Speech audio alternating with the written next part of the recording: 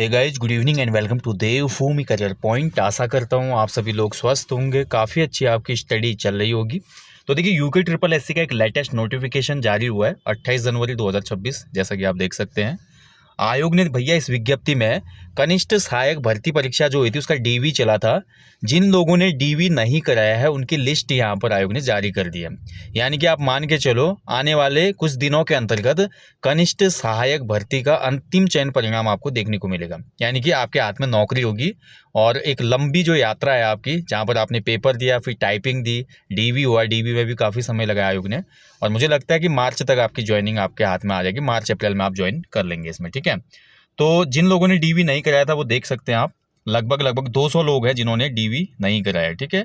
204 लोगों ने आपका डीवी सेलेक्ट होने के बावजूद डॉक्यूमेंट वेरिफिकेशन नहीं कराया। अब हो सकता है इसमें से मोस्टली बहुत लोगों का सिलेक्शन आपका जो पूर्व की भर्तियों के रिजल्ट आए, जैसे कि आपका रिजल्ट आया था समीक्षा अधिकारी की ज्वाइनिंग आ गई थी, और उत्तराखंड पुलिस सब इंस्पेक्टर का रिजल्ट आया था, और भी कुछ रिजल्ट आए थे बीच में, जिस वजह से हो सकता है इन लोगों ने डीवी ना कराया हो। और बहुत से ऐसे लोग थे जिनका पहले से सिलेक्शन था और अच्छे ग्रेड पे के लिए उन्होंने एग्ज़ाम दिया था और उन्होंने डीवी नहीं कराया होगा, टाइपिंग भी नहीं दी होगी, ठीक है। तो इस वजह से भी काफ़ी लोगों ने छोड़ा हुआ है इसमें, आप लोग देख सकते हैं। तो चलिए, जो भी है, और ऐसे में एक मैसेज और देना चाहूँगा दोस्तों, जिन लोगों का कनिष्ठ सहायक में आपको लगता है अभी लिस्ट आ गई है और आपको लगता है कि कनिष्ठ सहायक या अन्य पदों में मेरा 100% सिलेक्शन हो जाएगा, तो ऐसे लोगों से मैं कहना चाहता हूँ, प्लीज़ आप लोग पुलिस कांस्टेबल का डॉक्यूमेंट वेरिफिकेशन जो होना है उसमें आगे ना जाएं, ठीक है। यानी कि जो कांस्टेबल वाला डीवी है उसमें जाके सीट खराब ना करें, किसी गरीब बच्चे का भला हो जाएगा और आप कनिष्ठ सहायक तो बन ही जाएंगे। तो इसलिए इस चीज़ का विशेष ध्यान रखें, ये मेरा आपसे विनम्र निवेदन है। चलिए, बाकी नए बच्चों को बोलना चाहूँगा, देखिए अभी आपका जल्दी ही आयोग का कैलेंडर जारी होने वाला है और 2026 का कौन कौन सी वैकेंसी आनी है, क्या चीज़ें होनी है, लोक सेवा आयोग का भी और उत्तराखंड अधीनस्थ सेवा चयन आयोग का भी आपको देखने को मिलेगा। इसलिए आप लोग अपनी तैयारी अच्छे से करते रहें, मोटिवेट रहें, साथ ही कंटिन्यूटी को ब्रेक ना करें और वर्क हार्ड करेंगे तो यकीन मानिए एक दिन सफलता आपको अवश्य मिलेगी और किसी न किसी आयोग की लिस्ट में एक दिन आपका भी नाम आएगा। लेकिन अपने आप पे भरोसा रखना, लोगों की बातों में आके नेगेटिविटी को अंदर मत लाना, पॉजिटिव रहना, मोटिवेट रहना, और सबसे बड़ी बात, कंटिन्यूटी ब्रेक मत करना।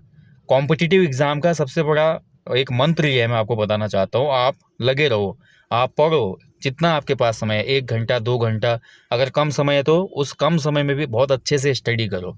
अगर फुल टाइम कर रहे हो तो फुल टाइम में भी बहुत अच्छे से करो। स्टडी के समय कुछ और मत कीजिए, ठीक है, पूरा फोकस बना के कीजिए।